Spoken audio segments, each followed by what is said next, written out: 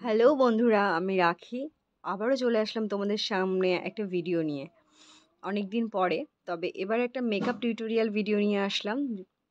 তোমরা সবাই কেমন আছো? আশা করি খুব ভালো আছো। তো ভিডিওটি দেখো কেমন লাগে।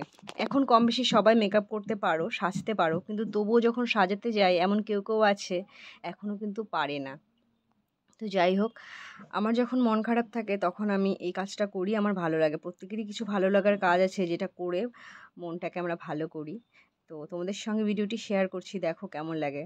আর যদি কেউ কিছু শিখতে পারো, কতটা শিখতে পারলে, কতটা ভালো লাগলো, সেটা অবশ্যই আমাকে কমেন্টসে জানিও। তো আমি প্রথমে আমার মুখটাকে ক্লিন করে নিয়েছিলাম। মেকআপ করার আগে ফেসটাকে ক্লিন করে নেওয়াটা ভীষণ ইম্পর্টেন্ট। আমি একটা বেবি ওয়াইপস দিয়ে ক্লিন করে নিয়েছিলাম। তারপরে অ্যারোমা ম্যাজিকের একটা টোনার ইউজ করেছি। দেন এখন যেহেতু সামার সিজন, সামারের জন্য আমি একটা পন্ডসের water base gel moisturiser apply করলাম। সেটাকে ভালো করে ম্যাসাজ করে নিলাম। আর হ্যাঁ, তোমাদেরকে একটা কথা বলি, প্রত্যেকটা প্রোডাক্ট ইউজ করার সময় ক্লিনজিং, টোনিং, ময়শ্চারাইজিং করার সময় কিন্তু একটু স্পেস দিয়ে প্রোডাক্টগুলো ইউজ করা দরকার আমাদের, তাহলে সেটা স্কিনে ভালোভাবে অ্যাবজর্ব হয়। যেহেতু আমি ভিডিও করছি, ভিডিওতে হয়তো খুব তাড়াতাড়ি মনে হচ্ছে, কিন্তু আমি কিন্তু এর মাঝে কয়েক সেকেন্ড করে স্পেস দিয়েছিলাম।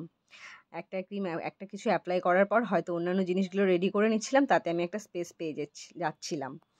তো ক্লিনজিং, টোনিং, ময়শ্চারাইজিং করার পর আমি এখানে একটা সিলিকন বেস প্রাইমার ইউজ করলাম। এই প্রাইমারটা ভীষণই ভালো, দামটা কম হলেও প্রাইমারটা ভীষণ ভালো, আমার তো খুব ভালো কাজে দেয়।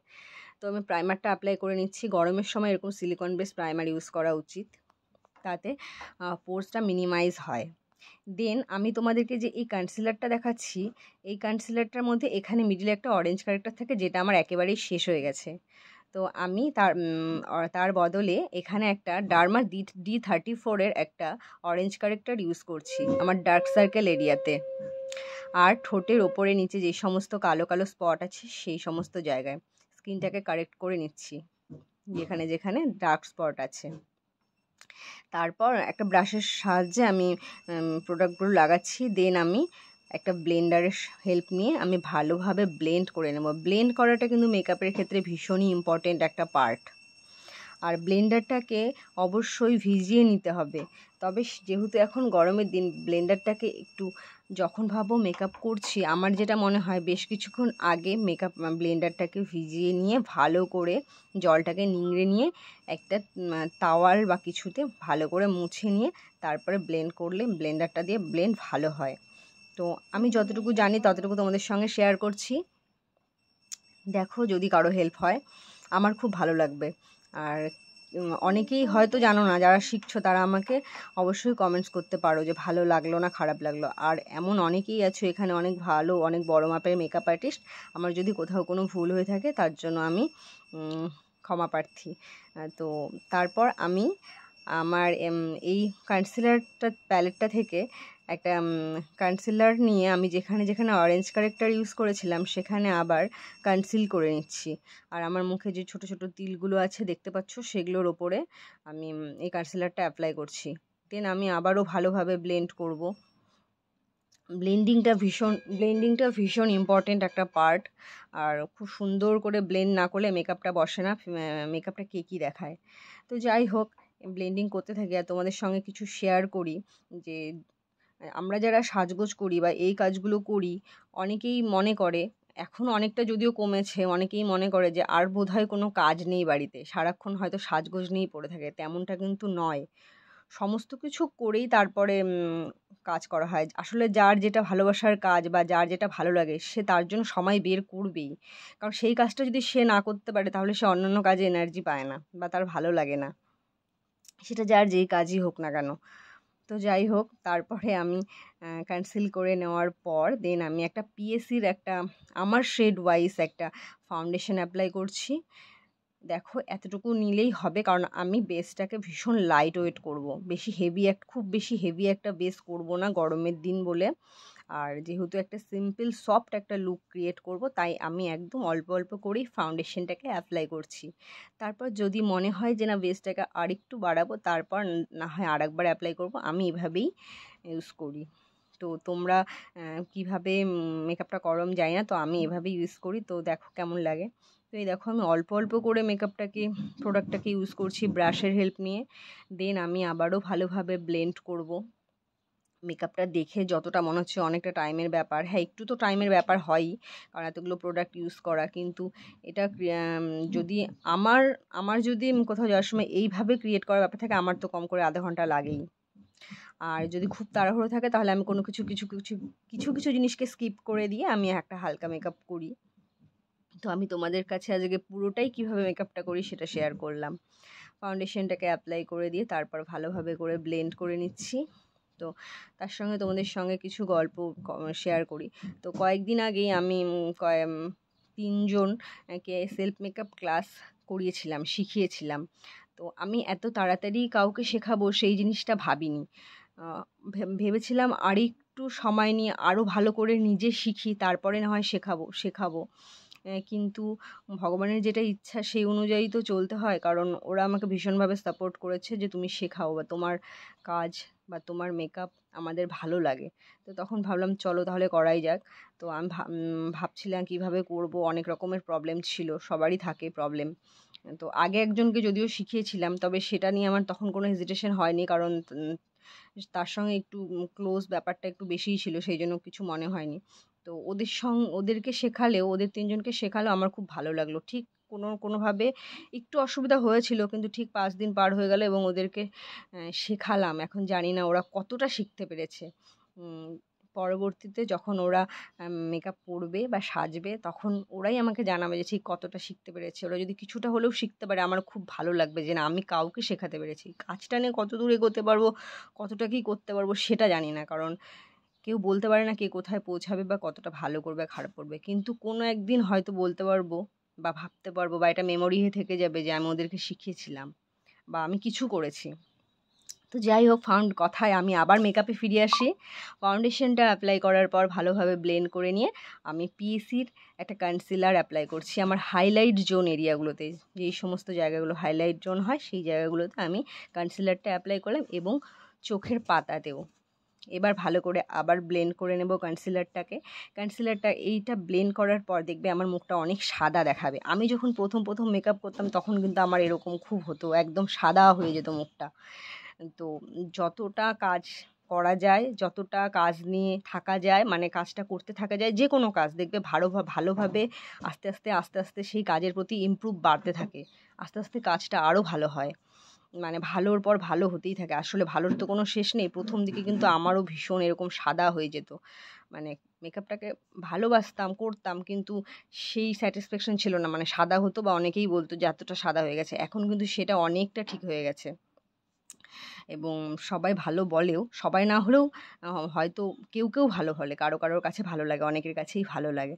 তো যাই হোক, আমি কনসিলারটা অ্যাপ্লাই করার পর ভালোভাবে ব্লেন্ড করে নিয়ে এবার আমি একটা পিএসির লুজ পাউডার দিয়ে, একটা সেটিং পাউডার দিয়ে আমি আমার বেসটাকে সেট করে নিচ্ছি। আমি আজকে একটা একদম লাইট ওয়েট একটা বেস, একটা সফট একটা লুক ক্রিয়েট করব, তাই আমি কোনো রকম ক্রিম কন্ট্যুর ইউজ করলাম না, আমি একটা পাউডার কন্ট্যুর ইউজ করব। তাই যেহেতু পাউডার কন্ট্যুর ইউজ করব, তাই আগে পাউডার দিয়ে সেট করে নিলাম। তোমরা যদি ক্রিম কন্ট্যুর ইউজ করো তাহলে সেটিং পাউডারটা অ্যাপ্লাই করার আগেই কিন্তু ক্রিম কন্ট্যুরটা ইউজ করে নেবে। ক্রিম টাইপের যত কাজ আছে সেগুলোকে আগে করে নিও, তাহলে মেকআপটা ভালো হবে। তো আমি পাউডার দিয়ে আমার মেকআপটাকে সেট করে নিলাম, মানে বেসটাকে সেট করে নিলাম। দেন আমি এবার আমার ম্যাকের একটা স্টুডিও ফিক্স পাউডার দিয়ে আরেকবার একটু আমার স্কিনে, আমার ফেসে অ্যাপ্লাই করব, তাতে মেকআপটা আরেকটু ভালো লাগবে। আমার মনে হলো এটা, তাই আমি আরেকবার একটু ম্যাকের এই স্টুডিও ফিক্সটা দিয়ে অ্যাপ্লাই করে নেব। আর যারা মেকআপটা একেবারেই পারো না, তারা যদি খুব হালকা করে সাজতে চাও, আমি বলবো ম্যাকের এই স্টুডিও ফিক্সটা নিতেই পারো। এটার একটু দামটা বেশি, একটু অনেকটাই বেশি, আমার কাছে তো এটা অনেকটাই বেশি দাম। আর এটা সবথেকে ভালো, বেস্ট একটা প্রোডাক্ট। শুধু এটা তুমি ফাউন্ডেশন বা কনসিলার এত কিছু অ্যাপ্লাই না করেও এই স্টুডিও ফিক্সটা অ্যাপ্লাই করলে শুধু লিপস্টিক আর কাজল ইউজ করে বেরিয়ে যেতে পারো, তাতেও অনেকটাই ভালো লাগবে। হয়তো কমপ্লিট একটা মেকআপ লুক আসবে না, কিন্তু অনেকটাই ভালো লাগবে। যাই হোক, স্টুডিও ফিক্সটা অ্যাপ্লাই করার পর এবার আমি আমার ভুরুটাকে ডিফাইন করে নেব, আইব্রো ডিফাইন করব। দেখো, আমি আইব্রো ডিফাইনটা তোমাদের আজকে ভালো করে দেখাতে পারছি না, কারণ আমার আইব্রোটা ভগবান অলরেডি ক্রিয়েট করে সুন্দর করে পাঠিয়ে দিয়েছে। আমাকে আমার আইব্রোটাকে ক্রিয়েট করার কোনো প্রয়োজন হয় না। এটা তোমরা যারা আমাকে সামনে থেকে দেখো জানো, বলোই, ছোটোবেলা থেকে এটা নিয়ে অনেকটাই প্রশংসা পেয়েছি। এখন যদিও অনেকটা খারাপ হয়ে গেছে, তো আমার আইব্রো আমি কখনো ক্রিয়েট করি না, কারণ এটা অলরেডি ভগবান ক্রিয়েট করে পাঠিয়েছে। কিন্তু মেকআপটা করার সময় যখন মেকআপের প্রোডাক্টগুলো ইউজ করি, ভ্রুটা মনে হয় একটু সাদা সাদা হয়ে গেছে, কারণ পাউডার ফাউন্ডেশন একটু হলেও লেগে যায়। তাই আমি জাস্ট একটা স্পুলি ব্রাশ দিয়ে একটু কম করে নিচ্ছি আইব্রোটাকে। তাছাড়া আমি আইব্রোতে কোনো রকম ব্রাশ কোনো কিছু কোনো পাউডার দিয়ে বা পমেড দিয়ে আমি আইব্রোকে ডিফাইন করি না। আমার পার্সোনালি ভালো লাগে না, মনে হয় ভ্রুটা আমার খারাপ লাগছে, আমার এরকমই ভালো লাগে, তাই করি না। তাই তোমাদেরকে দেখাতে পারলাম না। এটা অনেকেরই আইব্রো ডিফাইন করার দরকার আছে, তো তোমাদের এই ভিডিওটা চেষ্টা করব অন্য একদিন শুধুমাত্র আইব্রোটাকে ক্রিয়েট করে দেখানোর। তো চলো এবার আমি আই মেকআপটা ক্রিয়েট করি। তো আই মেকআপটা করার আগে আমি বলেছিলাম পাউডার কন্ট্রোল করবো। তো আমার এই সেটটা প্রিটিঅল সেটে পাউডার কন্ট্রোল থাকে, ব্লাশ থাকে, হাইলাইটার থাকে। এখানে আইশ্যাডোর সঙ্গে এই তিনটে থাকে। যারা মেকআপ নিয়ে কাজ করো তারা তো জানোই ভালো করে, তো যারা জানো না তাদের জন্য বলছি। তো সেখান থেকে আমি পাউডার কন্ট্রোল নিয়ে নোজ কন্ট্রোল করলাম। আমি যদি কন্ট্রোল নাও করি, আমার মুখটা অনেকটাই ছোট আর একটু কাট করাই আছে, তো সব জায়গায় কন্ট্রোল না করলে আমি চেষ্টা করি নোজটাকে কন্ট্রোল করার।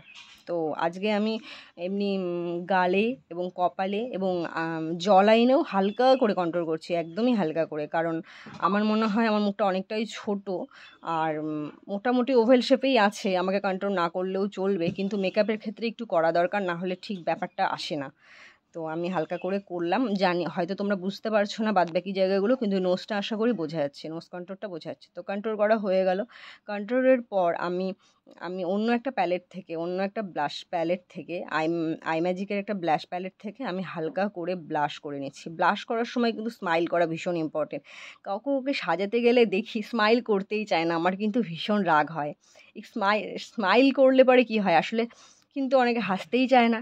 স্মাইল না করলে এই জোনটা মানে বোঝা যায় না যে এই জায়গাটা ব্লাশটা অ্যাপ্লাই করব, মানে ঠিকঠাক হয় না। স্মাইল করেই এটা ব্লাশটাকে অ্যাপ্লাই করা উচিত। তো দেখো আমিও একটা হালকা করে স্মাইল করে এখানে ব্লাশ করে নিচ্ছি। আর ব্রাশে যেটা বেঁচে থাকছে, মানে একদম না নিয়ে হালকাই, মানে গালে ব্লাশ করার পর যেটা হালকা থেকে যাচ্ছে সেটা দিয়েই আমি আমার নাকের উপরেও একটু লাগিয়ে নিলাম। দেখো মুখটা অনেকটা মিষ্টি লাগে এটাতে। তো আমার ব্লাশ ইউজ করা হয়ে গেল। এবার বাকি থাকলো আই মেকআপ, মানে মুখের সব থেকে ইম্পর্টেন্ট পার্ট আই মেকআপ। সবাই কিন্তু চোখটা দেখে, চোখ কিন্তু কথা বলে, আর সবাই কিন্তু মুখের সৌন্দর্য ফুটে ওঠে কিন্তু চোখেই। সবাই কিন্তু আগেই বলে চোখটা কি সুন্দর লাগছে, তো চোখ কিন্তু কথা বলে। তো যাই হোক, আমি আই মেকআপটা করবো এবার। আই মেকআপ করার আগে আমি একটু লুজ পাউডার চোখের নিচে দিয়ে নিলাম তোমাদের দেখানোর জন্য। আমি যদিও এটাই করি না, কারণ কিন্তু তোমাদের দেখানোর জন্য করলাম। মানে যখন আই মেকআপ করবো, আই শ্যাডোগুলো কিন্তু অনেক সময় চোখের নিচে হালকা পড়ে যায়। যারা নতুন নতুন মেকআপ করি, আমি যখন নতুন নতুন করতাম আমারও এটা হতো, এখন আর হয় না। তো সেক্ষেত্রে আমি যদি এরকম করে একটু পাউডার নিচে ব্রাশ দিয়ে বা তুলি থাকলে ড্যাব ড্যাব করে পাপ দিয়ে যদি লাগিয়ে নিই, তাহলে আমার যদি আইশ্যাডো অ্যাপ্লাই করার সময় যদি একটু একটু পড়েও যায়, তবে সেটা পরে ব্রাশ দিয়ে সরিয়ে দিলে একদম ঠিকঠাক হয়ে যাবে। কোনো রকম গালের মধ্যে কোনো রকম স্পট হবে না, বা মুখের মধ্যে কোনো রকম আইশ্যাডো বা অন্য কালারের স্পট হবে না। তো আমি আই মেকআপ করছি। আই মেকআপে আমি আইশ্যাডো প্যালেট থেকে একটা অরেঞ্জ কালার নিয়ে তোমাদেরকে দেখালাম, একটা অরেঞ্জ কালার নিয়ে ক্রিজ জোন এরিয়াতে ব্লেন্ড করছি। আউটার কর্নার থেকে ইনার কর্নারের দিকে ভালোভাবে ব্লেন্ড করছি, আউটার কর্নার থেকে, কারণ আউটার কর্নার আমাদের ডিপ হবে, ইনার কর্নার লাইট হবে। আমি যতটা জানি, যতটা ভালোভাবে তোমাদের বলার যায়, আমি সেভাবেই চেষ্টা করছি বলার। জানি না কতটা বোঝাতে পারবো। তো সেম আর একটা চোখেও আমি সেইভাবে একটা অরেঞ্জ কালার নিয়ে আমি আউটার কর্নার থেকে ইনার কর্নারের দিকে ভালোভাবে ব্লেন্ড করছি। ব্লেন্ডটা মেকআপ ফাউন্ডেশন হোক, কনসিলার হোক, আইশ্যাডো হোক, মানে আই মেকআপে আইশ্যাডো হোক, ব্লেন্ডটা কিন্তু ভীষণ ইম্পর্টেন্ট, মানে মেকআপটাকে বসাতে হবে স্কিনে। তো যাই হোক, খুব ভালো করে ব্লেন্ড করতে হবে, ব্লেন্ড করছি। দেন আমার অরেঞ্জ কালারটা একটু পিঙ্কিশ দেখাচ্ছে, কারণ ব্রাশটাকে ভালো করে মুছে নিয়ে নিই। ব্রাশটাকে কিন্তু ভালো করে মুছে নিতে হয় প্রত্যেকটা কালার নেওয়ার সময়। একটু তাড়াহুড়োতে ব্রাশটাকে মুছে নিলাম না, তো যাই হোক কোনো ব্যাপার না, খারাপ লাগছে না, ঠিকই আছে। দেন আমি একটা অরেঞ্জ কালারের পর একটা ব্রাউন কালার নিচ্ছি, ব্রাউন কালার নিয়ে অরেঞ্জ কালারের নিচে মানে মিক্স আপ করে আমি ব্রাউন কালারটাকে আবার অ্যাপ্লাই করছি, ভালো করে আবার ব্লেন্ড করছি। ওই চোখেও মানে এই চোখেও করছি, এবার ওই চোখেও সেমভাবে ওই কালারটা নিয়ে নেবো। সবসময় এই চোখটা মানে দুটো চোখ একসঙ্গে করবো, এই চোখে যেই কালারটা অ্যাপ্লাই করলো আবার চলে যাবো ওই চোখেও সেই কালারটা। আমি যদি ভাবি পুরো চোখটা একটা করে নেবো দেন আমি আরেকটা চোখ করবো, তাহলে কিন্তু খারাপ হয়ে যায়, যেটা প্রথম অবস্থায় আমি করতাম। মানে ভুলে যাই কোন কালারটা অ্যাপ্লাই করলাম বা কতটুকু করলাম, তখন কিন্তু দুটো চোখ দুরকম লাগবে। তো আমি এই চোখেও সেমভাবে ব্রাউন কালারটাকে অ্যাপ্লাই করলাম মিক্স আপ করে অরেঞ্জের একটু নিচে। তো এবার কিন্তু আমি যেই ব্রাউনটা অ্যাপ্লাই করছি তার থেকেও ডিপ একটা ব্রাউন, মানে আমি টোটাল 3টা কালার ইউজ করলাম, তার থেকেও ডিপ একটা ব্রাউন কালার অ্যাপ্লাই করব। মানে আই মেকআপের অনেকগুলো আই মেকআপ হয়, হ্যালো আই হয়, স্পটলাইট হয়, কাট ক্রিস হয়, ফুল কাট ক্রিস হয়, স্মোকি হয়। তো সব আই মেকআপের মধ্যে সব থেকে ইজি এই আই মেকআপটা, এটা সবাই করতে পারবে। তো তারপরে আমি একটা ডিপ ব্রাউন কালার নিয়ে আমার আইলিডে অ্যাপ্লাই করলাম পরপর। তো এটা ভালোভাবে ব্লেন্ড করে নেব, ব্লেন্ড করে নিয়ে আমি একসঙ্গে চোখের নিচের দিকটাতেও লাগালাম। এবার একটা শিমার কালার নেব আইশ্যাডো প্যালেটে, দেখবো যে ব্রাউন কালারের কোনো শিমার কালার আছে নাকি। তোমরা দেখতেই পাচ্ছ, মিডিল ফিঙ্গার দিয়ে চোখের ওপরে আই বলে অ্যাপ্লাই করব। এটা কিন্তু আমি আউটার কর্নারে যেন না যায় সেই দিকে লক্ষ্য রাখবো, আই বলের ওপরে অ্যাপ্লাই করব এবং অন্য একটা ফিঙ্গার দিয়ে আমি সেটাকে ভালোভাবে একটু ব্লেন্ড করব হালকা করে। শিমার অতটা ব্লেন্ড করলে ঠিক হয় না, হালকা করে দিলাম। তো সেমভাবেও এই চোখটাতেই করব। দেখো কেমন লাগছে, কতটা ভালো লাগছে আমাকে অবশ্যই জানিও কিন্তু। তোমাদের সাপোর্ট, তোমাদের ভালো ভালো কমেন্টসগুলো আমার কাজটাকে আরও ভালোভাবে করার জন্য মানে আমাকে উৎসাহিত করবে। কথাগুলো হয়তো একটু এলোমেলো হয়ে যাচ্ছে, তো যাই হোক আমার আই মেকআপ ডান, কমপ্লিট। এবার আমি দেখো যেই পাউডারটা চোখের নিচে দিয়ে রেখেছিলাম আমাকে ভূতের মতো লাগছিল, সেই পাউডারটাকে কিন্তু এখন সরিয়ে দিচ্ছি, একদম ঠিক হয়ে গেল। তো হয়ে গেল আই মেকআপ। এবার কাজল ইউজ করতে হবে। আর দেখো আমার কাজলটা একেবারে শেষ, ভুলে যাচ্ছি কাজল কিনতে হবে। আর এখন যে কাজলগুলো কিনছি আমাদের কালিয়াগঞ্জের মার্কেটে তো ভালো প্রফেশনাল জিনিস সেভাবে পাওয়া যায় না, অনলাইন থেকে নিতে হয় বা সেলারের থেকে নিতে হয়। তো এলিটিনের এই কাজলটা ভালো, অনেকটাই ভালো, কিন্তু এখন কেন জানি না মাঝে মাঝে 2-1বার ইউজ করতে করতে কাজলটা শুধু ভেঙে যায়। কেন যে ভেঙে যায়, যাই হোক এরকম করে তো অনেকটাই কাজল নষ্ট হয়েছে। তো এখন কাজলটা একেবারেই শেষ, যেটুকু ছিল ওটুকু দিয়েই করছি। এরপরে যদি কেউ সাজানোর কথা বলে আগে আমাকে কাজল কিনতে হবে একটা ভালো দেখে। যাই হোক, তো কাজলটা দেখো আমি আমার চোখের পুরো ওয়াটার লাইনে কিন্তু ইউজ করি না, মানে বেশিরভাগ টাইমে করি না, সবসময় করি না সেটা বলবো না, অনেক সময় করি, কিন্তু বেশিরভাগ টাইমে কী করি আমি হাফ ওয়াটার লাইন ইউজ করি। মানে আমার এই জিনিসটাই ভালো লাগে। এবার তোমাদের চোখে যদি এরকম দেখো যে এরকম হাফ ওয়াটার লাইনে এতটুকু কাজল লাগালে ভালো লাগছে, তাহলে তোমরা এই ট্রিকটা ফলো করতেই পারো। আমিও এটা কারোর দেখেই শিখেছি, কারণ পুরো ওয়াটার লাইনে অ্যাপ্লাই করলে আমাকে ঠিক অতটা ভালো লাগে না, যেহেতু আমার আইব্রোটা খুব ডিপ কালার, মানে আমার আইব্রোটা ভীষণই কালো। আরই আমার মনে হয় হয়তো পুরোটা ভালো লাগে, যখন আমি খুব হেভি একটা মেকআপ লুক ক্রিয়েট করি তখন হয়তো পুরো ওয়াটার লাইনেই কাজলটা পরি, কিন্তু আদারওয়াইজ আমি এইটুকু করেই পরি। দেন একটা ব্রাশের সাহায্যে কাজলটাকে স্মাচ করে দিচ্ছি। আর যে 3টে কালার দিয়ে আই মেকআপটা করেছিলাম সেই 3টে কালার মিক্স আপ করে নিয়ে আমি কাজলটাকে মানে স্মাচ করে দিলাম। এবার লিপস্টিক বাকি আছে, যাই হোক লিপস্টিক বাকি থাকার পর মনে পড়লো মাস্কারা ইউজ করা হয়নি, তো আমি একটা সুগারের একটা মাস্কারা ইউজ করছি। এই মাস্কারাটা ভীষণই ভালো, যারা মনে করছো যে কি বলবো চোখের পাতা মানে আইল্যাশ লাগাবে না, যেমন আমি একটু কম ইউজ করি, একটু টাইমেরও ব্যাপার হয়, তো সেক্ষেত্রে কিন্তু সুগারের এই মাস্কারাটা ইউজ করতে পারো। একটু 2-3বার কোট করে ইউজ করলে চোখের পাতাগুলো অনেক বড় দেখায়, বেশ সুন্দর দেখায়। তো সুগারের এই মাস্কারাটা আমি সুন্দর করে 2-3বার করে কোট করে ইউজ করে নিচ্ছি। তো তোমরা এইভাবে করতে পারো। যেমন আমি একটু আইল্যাশটা কমই ইউজ করি, কারণ একটু অসুবিধা মনে হয়, করি মাঝে মাঝে, খুবই কম।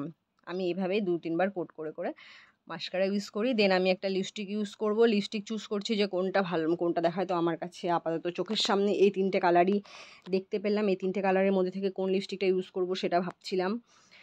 তো তারপর মনে হলো এটা ঠিকঠাক যাবে, এই কালারটা এই পিঙ্ক কালারটা পিঙ্কের মধ্যেই পড়ে, কিন্তু ঠিক পিঙ্ক না, এটা একটু লাইট, এই কালারটাই মনে হচ্ছে ঠিকঠাক দেখাবে। তো এই লিপস্টিকটা ভালোভাবে ইউজ করে নিচ্ছি। লিপস্টিকটাকে আমি এইভাবেই মানে ঠোঁটটাকে আঁকার এইভাবে চেষ্টা করি।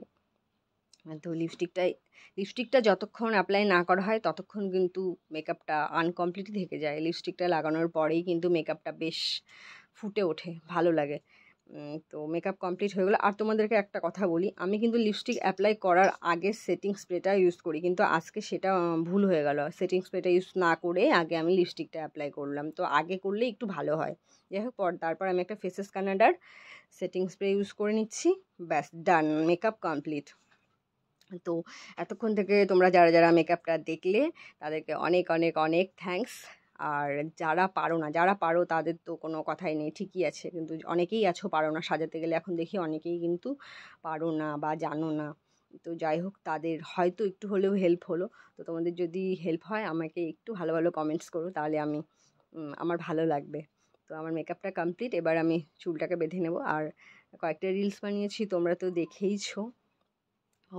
হাইলাইটারটা তো অ্যাপ্লাই করা হয়নি, যদিও হাইলাইটারটা শেষেই অ্যাপ্লাই করে। তো আমি একটা হোজো হাইলাইটার অ্যাপ্লাই করলাম। এই হাইলাইটারটা ভীষণই ভালো, কিন্তু এটার একটা প্রবলেম আছে, এটা খুব স্প্রেড করে যায়। এই হাইলাইটারটা ভীষণভাবে ছড়িয়ে যায়। তো আমি এই জন্য এরকম একটা আইশ্যাডো ব্রাশ দিয়েই আমি হাইলাইটারটাকে অ্যাপ্লাই করছি। তো একটু একদমই অল্প করে ইউজ করছি, কারণ আমি কখনো কখনো দিনের বেলা যদি মেকআপ করি, মানে হালকা কোনো একটা মানে অকেশানে হালকা করে সাজলাম, তখন কিন্তু আমি স্কিপও করে দিই হাইলাইটার, কারণ ভালো দেখায় না দিনের বেলার মেকআপগুলোতে। মানে আমার নিজের জন্য, কাউকে যখন সাজাতে যাই, পার্টি মেকআপ করি, সেটা আলাদা ব্যাপার, কারণ সেখানে সেই অকেশন ওয়াইজ যদি বিয়েবাড়ি টিয়েবাড়ি সেরকম থাকে তাহলে তো করাই, কিন্তু বাদবাকি আমি নিজের জন্য স্কিপ করি, বা আমার ক্লায়েন্ট হলেও তাকে জিজ্ঞেস করি, কারণ দিনের বেলা হাইলাইটার ঠিক যায় না। হ্যাঁ, যে ব্রাইড থাকে, মানে ব্রাইডের হেলদি লুক বা কিছু থাকে, তখন তো করতেই হয়। তো হাইলাইটারটা অ্যাপ্লাই করে নিলাম। এই হাইলাইটারটা ভীষণই ভালো, কিন্তু একটাই প্রবলেম, খুব স্প্রেড করে, মানে ছড়িয়ে যায়। যাই হোক, আমার মেকআপ কমপ্লিট। তোমাদের কেমন লাগলো ভিডিওটা আমাকে অবশ্যই জানিও। আর যারা ইউটিউব থেকে দেখবে ভিডিওটা, ইউটিউবে আমি তারা আমার চ্যানেলটিকে সাবস্ক্রাইব করে দিও, লাইক কমেন্ট শেয়ার করো, আর বেল বাটনটা প্রেস করে দিও। আমি তো এমনিতেই ইউটিউবে খুব কম ভিডিও আপলোড করি, কিন্তু যখন করব তো তোমাদের কাছে নোটিফিকেশানটা চলে যাবে। আমাকে এভাবেই সাপোর্ট করো। সবাই খুব ভালো থেকো, সুস্থ থেকো। তো আজকের মতো এখানেই, টাটা, বাই।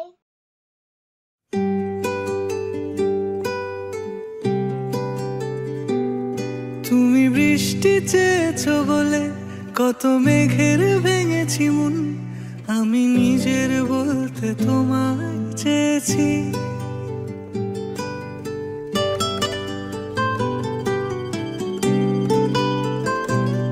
তুমি যাওনি কিছুই বলে আজও পাল্টে ফেলিনি মন, শুধু নিজের বলতে তোমায় চেয়েছি। তুমি জানতেই পারো না তোমায় কত ভালোবেসেছি।